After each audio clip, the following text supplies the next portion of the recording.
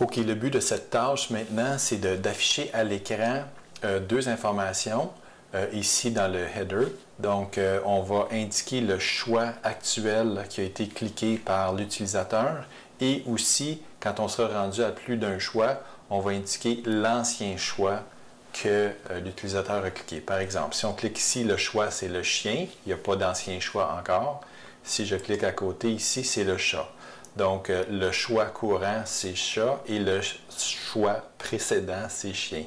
Vous allez voir ici, quand je vais cliquer sur lapin, chat va monter en haut, puis lapin va apparaître, et c'est bien le cas. Donc, on a ici l'ancien choix et le nouveau choix. Ça va être utile dans notre programme comme programmeur pour être capable de préparer ce qui s'en vient, parce qu'on sait que quand les deux choix vont être pareils, bien, on va avoir des actions à prendre, c'est-à-dire afficher les images. Maintenant, quand on veut commencer à afficher de l'information, ce qu'on veut faire, c'est se rendre directement dans notre fichier HTML. Donc, j'ai dit que ça se passait dans la section du header de notre page HTML. Moi, j'ai choisi tout simplement d'afficher l'information dans des balises H1. Okay? Donc, l'ancien choix va apparaître en premier et en dessous, on va avoir le choix actuel.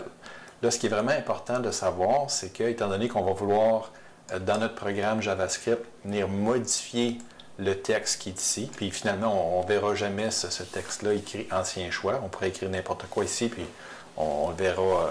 En fait, on va juste le voir quand on va repartir notre programme ici. Là, quand on le repart, ça écrit ancien choix et choix. Mais dès qu'on va cliquer sur une image, ça va se remplacer par le texte de notre programme JavaScript. Donc, ce qui est vraiment important, c'est de donner un identifiant à notre balise HTML. Donc, ici, l'identifiant le plus représentatif, c'est ancien choix, de sorte que notre programme JavaScript va pouvoir venir prendre le contrôle de cet élément HTML et venir changer le texte ici pour afficher l'ancien choix du joueur. Même chose à la ligne 14 ici. Vous allez remarquer aussi que j'ai fait une mise à jour là, de mon programme. Ça, normalement, vous l'auriez fait aussi, pour que toutes les images soient cliquables avec le bon numéro d'image et le bon argument ici. OK, maintenant, on va passer à notre programme JavaScript qui est jouer.js. Et puis, je vais vous guider et vous allez vous-même devoir vous gratter la tête un peu pour compléter le code ici. Donc, je vous rappelle que nos images sont dans un array, un tableau qu'on a appelé image avec un S.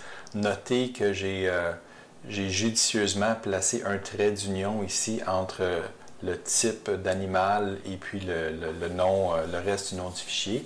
Donc, ça va être possible pour nous autres, avec la méthode split tantôt, de séparer et d'obtenir le nom de l'animal et se débarrasser du reste ici. Je vous rappelle aussi que la variable image, c'est une variable qui est globale, donc qui est disponible partout dans notre programme. Et la première chose à faire pour vous, c'est d'ajouter ici aux lignes 14, 15 et 16, deux nouvelles variables globales qui seront disponibles évidemment dans toutes les fonctions. Et puis les variables au départ vont être vides, on va les appeler choix et puis ancien choix.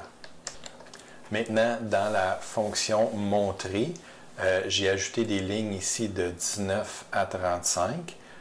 L'ancien programme, en fait, ce que vous aviez déjà comme code à partir de la ligne 37, je ne l'y ai pas touché.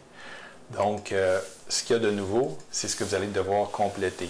Donc, le but, c'est d'afficher à l'écran l'ancien choix et le choix actuel de notre joueur. Donc, la première chose à faire, c'est avec le tableau ou bien le array image et aussi avec le numéro de l'image qui est fourni par le joueur en cliquant sur une image. Donc, c'est d'utiliser image et numéro image pour obtenir le nom du fichier de l'image choisie. Donc, dans le fond, si on a cliqué, par exemple, si c'est le numéro 4 qui a été cliqué, on veut aller chercher le contenu du tiroir numéro 4. Ça, vous savez comment faire ça. Donc, vous allez mettre cette information-là dans « Nom fichier ».